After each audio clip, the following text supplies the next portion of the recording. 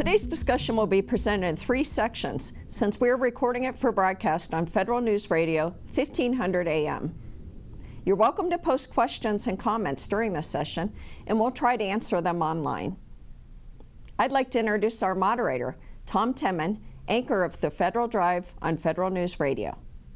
Welcome and thanks for joining us. Our guests today are the Honorable Katherine Hammack, the Assistant Secretary of the Army for Installations, Energy, and the Environment; Mark Correll, Deputy Assistant Secretary of the Air Force for Environment, Safety, and Infrastructure; Roberto Guerrero, the Deputy Assistant Secretary of the Air Force for Operational Energy; and Joseph Bryan, the Deputy Assistant Secretary of the Navy for Energy. So we have all of the armed services. And of course, Carey Smith is President of the Defense and Space Strategic Business Unit of Honeywell Aerospace. Good to have you all here. We have a big topic, a lot to cover. And I guess it's safe to say that the federal government writ large has been on, I would say, a 16-year process, probably even longer than that, to reduce energy, to reduce the carbon footprint, to get more out of the dollar spent. And for the military, it's a function of readiness and preparedness and efficiency of the dollar. So why don't we start with getting the big picture of what is going on with respect to the energy reduction. And we'll start with you, Ms. Hammack.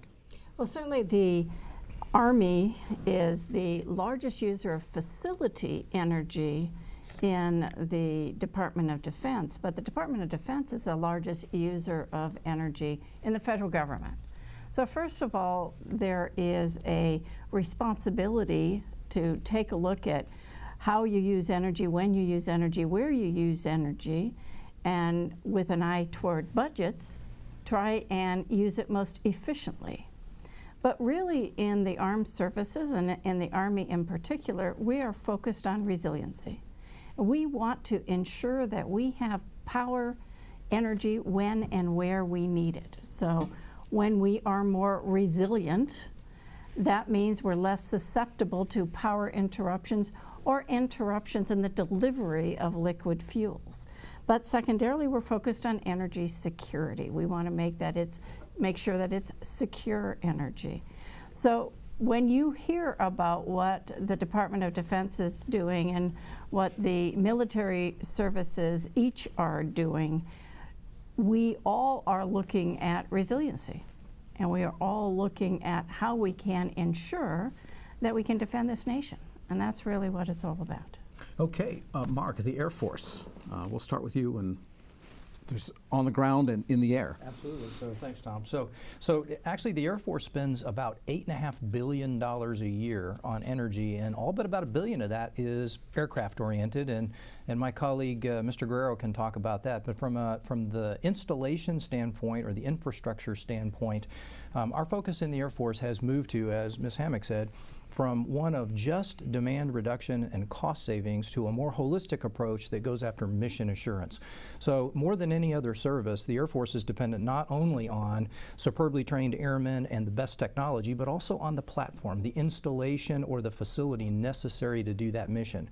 So we've moved to a holistic approach that says we are interested in resilience. How well can we handle outages of power, combined with what is the cost associated with that, combined with what is the cleanliness of that power, and we're looking for the sweet spot where we can get into the middle of it. One of the things we've done in the Air Force is establish something called the Office of Energy Assurance, which really is a partnership with the Army's Office of Energy Initiatives. And what we're going after is 3 things. Let's assess our vulnerabilities. Assess our vulnerabilities, meaning what are the key things that we've got to provide power to? And then second, we've got to have scaled power. So we're going after large scale, utility scale power on or near our installation that we can provide secure power for. And then third, we've got to control it. So we're after microgrids. How do we move those things around so that if we get into a situation where we're separated from the grid, that we're able to continue our mission? That's the direction we're headed from an installation standpoint.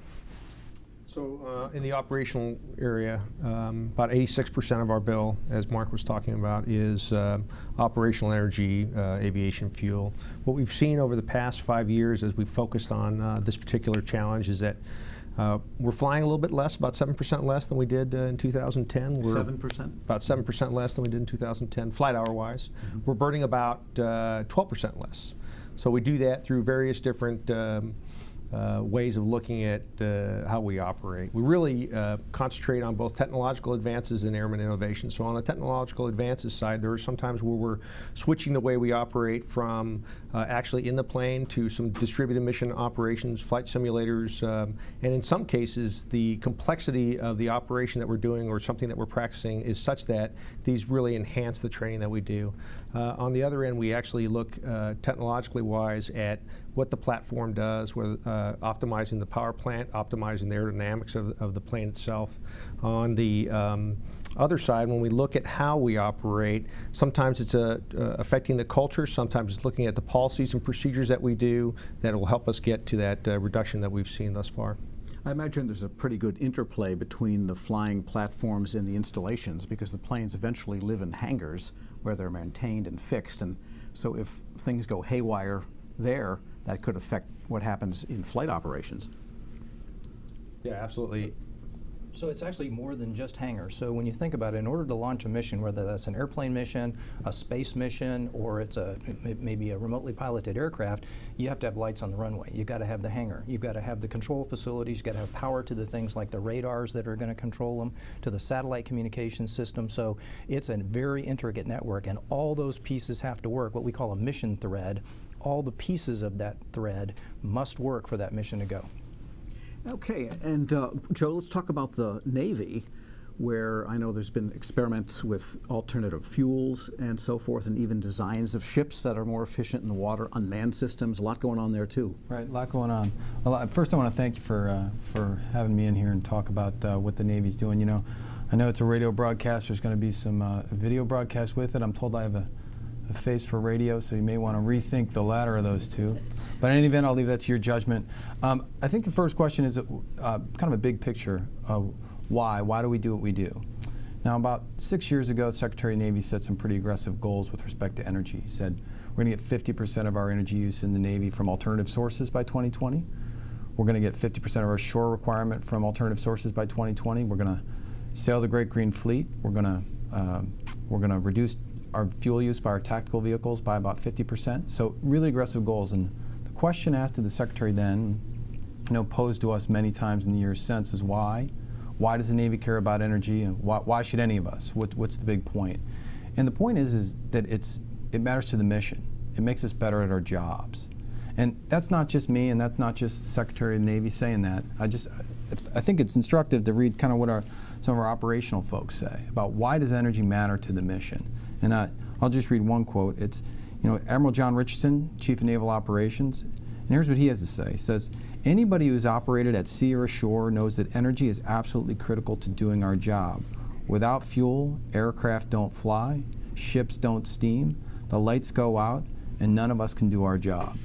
And so that's really what we're talking about here. I think that's what you've heard from my service counterparts and colleagues, and I think that's what you'll hear from the private sector, is what we're all in. We're in the national security business, and assured access to reliable energy is at the core of that business. And if we can't do that, then we can't do our mission. So big picture, that's why we're doing what we're doing. I think that's the most important thing for us to take away, for folks to take away from this discussion, is why do we care about this issue of energy? And we can get into the details about what we're doing. So we're doing some really interesting stuff in the Navy with respect to alternative fuels, with respect to renewable energy, with respect to energy efficiency and third-party financing. And we can talk a little bit about that, but I think what's really important is to talk about why. Why do we do what we do? And that's because it makes us better at our job, makes us better at our mission. Okay, good, and we will get into some of those details because that's where the really interesting stuff happens. Carey, you are a contractor, and there's a lot of range of technologies people are asking for, but probably they're not so much asking for technologies as asking for outcomes and effects and benefits.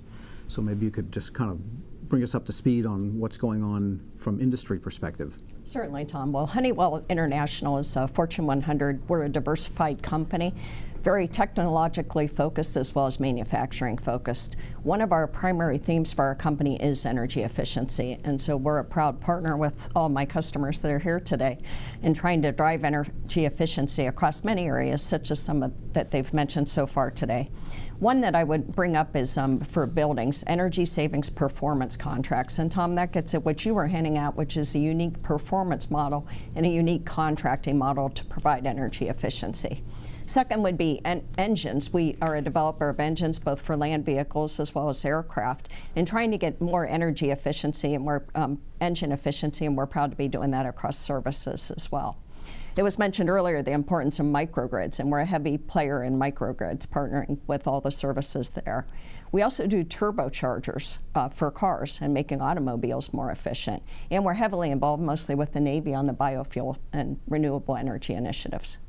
All right, so a broad range of things, and I want to go down the line maybe one more time and talk about that idea of energy savings performance contracts, and really the bigger issue of how you contract for these things, and also where the armed services and how you get the expertise to be able to execute on these things, because these are sometimes technologically advanced, exotic technologies, new types of fuels, new types of engines, and so how do you get the knowledge and then translate that into the acquisition framework that makes it all happen?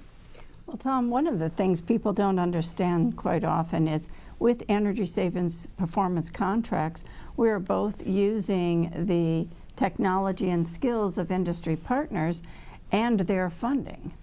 So they bring a technology to us, they bring a energy efficiency strategy to us, they spend their money to implement it on one of our mission platforms or one of our bases, and then we pay them back out of the savings. So if the savings aren't there, they don't get paid back.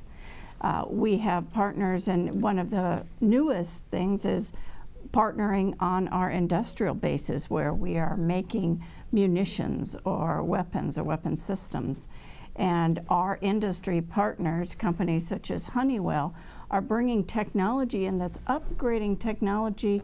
Some of it as old as World War II technology, and bringing it into today's. And I was at a recent base where we partnered, and the partnership both reduced energy consumption by 20%.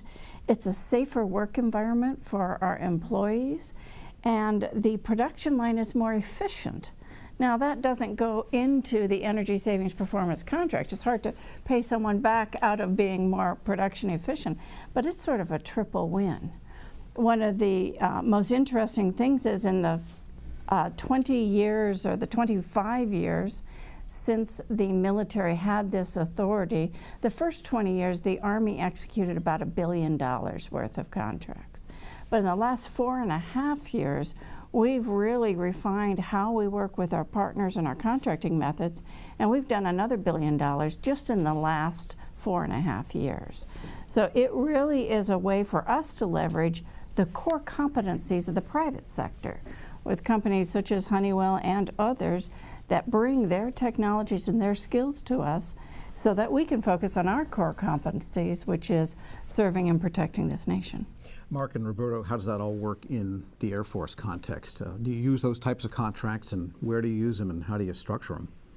Primarily in the installation and infrastructure area, and so in terms of how do we get that, it comes in multiple different levels. So from an Air Force standpoint, we have energy managers at every single installation. So smaller projects, things they can see at their base level, we're going to have them bring forward to us, and we'll put those into an ESPC.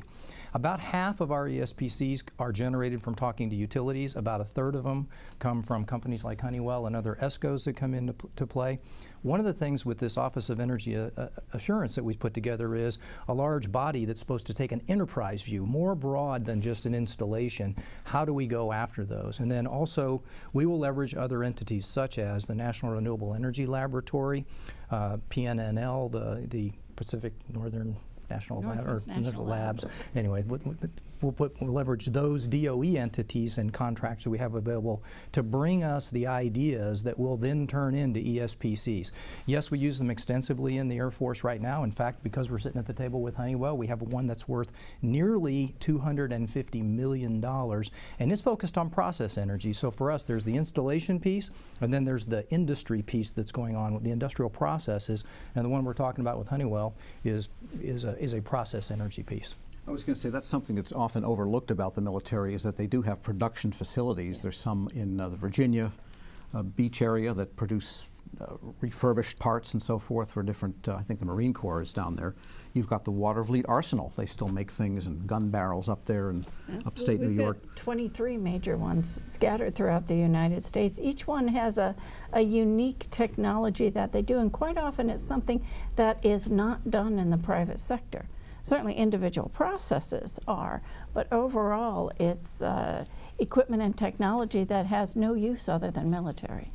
And in the Navy, is these energy savings performance contracts part of the landscape? And you might want to mention process, I would call it back shop, where your parts are fabricated or refurbished. So I'll say this, that energy savings performance contracts are a huge part of our portfolio, and they're actually only part of what we talk about when we talk about third-party financing of energy infrastructure projects. So we do third-party financing through energy services contracts, we do third-party financing through agreements with our utility partners, and we do third-party financing to support the investment in renewable energy on our bases.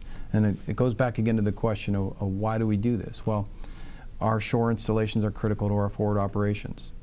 Think about our shipyards. Think about someplace like Incirlik.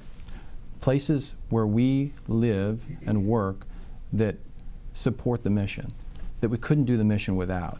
And what's happened over the years is our equipment and our electrical equipment and our energy-related infrastructure has not kept up with the times.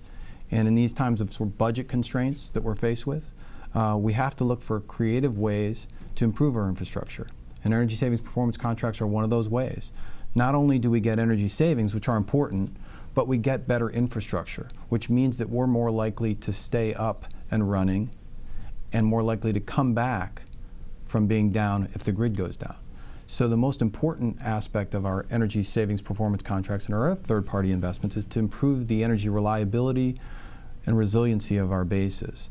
So in terms of what the Navy's doing, we've significantly grown our third-party financed energy portfolio. We have about, by the end of the year, we'll have executed about $600 million or thereabouts, and we have another $1 billion in energy savings performance contracts in the pipeline.